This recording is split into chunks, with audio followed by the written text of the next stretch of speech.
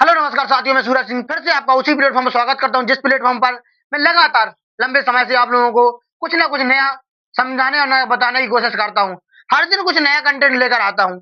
नया कंटेंट इसलिए लाता हूं कि आप लोगों को छोटी-छोटी चीज़ों की जानकारी हो जाए। आज हम कुछ महाकाव्य अपना रामायण, उसमें हम छोटी-सी चर्चा करेंगे राम भगवान के बारे में। राम भगवान के बारे में इसलिए चर्चा करेंगे क्योंकि हमें इस चीज़ का जानना अति आवश्यक है। क्योंकि कोई हमें बताता है तो कोई कहीं से बता देता है, कोई कहीं से बता देता है। आज मैं कुछ अपने बूढ़े बुजुर्गों से कुछ आज मैं बूढ़े बुजुर्गों से कुछ बात कर रहा था। उनके पास बैठने से मुझे कुछ एक नई जानकारी प्राप्त हुई थी, इसलिए मैंने आप लोगों के साथ शेयर करने की सोच रहा हूँ। तो आप फाइनली वो समय आ चुका है, मैं आप लोगों को वो जानकारी बता रहा हूँ कि जब राम भगवान वनवास जा रहे थे। मैं ज़्यादा डीपली में तो नहीं जाऊँगा, इतना ही जाऊँगा कि राम भगवान जब वनवास जा रहे थे, तो अयोध्या की सारी जनता उन्हें पहुँचाने के लिए गई थी। सारी जनता के दिल में कुछ ना कुछ ऐसे संकोच थे कि राम भगवान वनवास क्यों जा रहे हैं। हर हर व्यक्ति का दिल रो रहा था, क्योंकि पुरुषोत्तम राम जैसा व्यक्ति, भगवान राम जैसा व्यक्ति इस संसार में बहुत कम ही देखने को मिलते हैं। क्योंकि परफेक्ट मैन एक ही व्यक्ति हुआ, व्यक्ति नहीं भगवान, परफेक्ट मैन राम भगवान हुए, जिसको हर तरह की जानकारी संभव थी।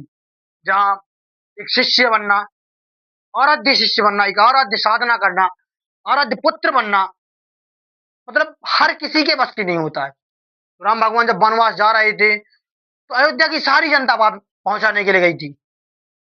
और सारी जनता पहुंचाने के लिए गई थी, तो वहां वैश्य, सब लोग, क्षत्रिय वैश्य शूद्र सब पहुंचाने के लिए गए थे। पर राम भगवान ने जब जाते समय क्षत्रिय वैश्य शूद्र एवं किन्नर भी उन्हें पहुंचाने गए थे। लेकिन राम भगवान ने जब पहुंच गए थे, सीमा पार पहुंच गए थे जब, तो उन्होंने कहा, मतलब चाहे वैश्य चाहे शूद्र सब लोग अपने अपने घर जाएं, मैं 12 वर्षों के बाद फिर से वापस आऊंगा। तो उन्होंने, जो किन्नर समाज के लोग थे, उनके लिए उन्होंने कुछ नहीं कहा। 12 वर्ष बीत गए, जब वापस होने का समय आया राम भगवान का, मतलब राम भगवान का जब वापस आने का समय आया, तो अयोध्या में खूब धूमधाम मची हुई थी। और अयोध्या में खूब धूमधाम मची हुई थी, तो जो किन्नर समाज के व्यक्ति थे, जो भी किन्नर समाज के व्यक्ति थे, वो 12 वर्षों तक वही इंतजार करते रहे।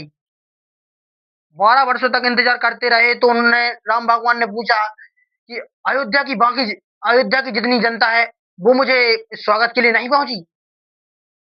तो उनके मंत्रीगण ने जवाब दिया कि अयोध्या की जनता तो खूब जश्न मना रही है, आपका इंतजार कर रही है, कुछ जश्न जश्न में डूबी हुई है।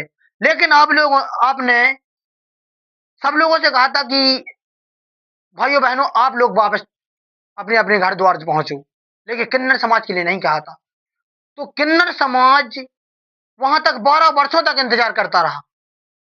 जब 12 वर्षों तक इंतजार करता रहा, तो उन्होंने अपने जेब में एक ही बात बोल दी, भगवान भगवान राम ने एक बात बोल दी कि जाओ किन्नर समाज से, कि जाओ, आज से आपका जो भी आशीर्वाद लेगा उसका भला ही होगा।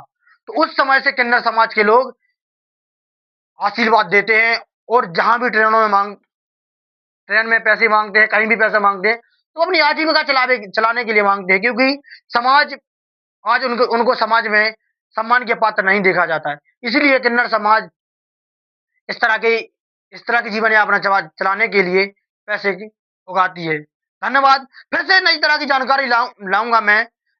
मेरा यूट्यूब चैनल है, इंस्टाग्राम चैनल भी है, और फेसबुक चैनल भी है। जैसे काव्या क्लासेस के नाम से आप खोलोगे, काव्या क्लासेस जैसे ही सर्च करोगे, वहां ऊपर हमारा नाम आ जाएगा, काव्या क्लासेस बाय बिजावली। धन्यवाद। फिर से मैं नई तरह की जानकारी लाऊंगा, फिर से आप लोगों को कुछ ना कुछ नया सिखाऊंगा।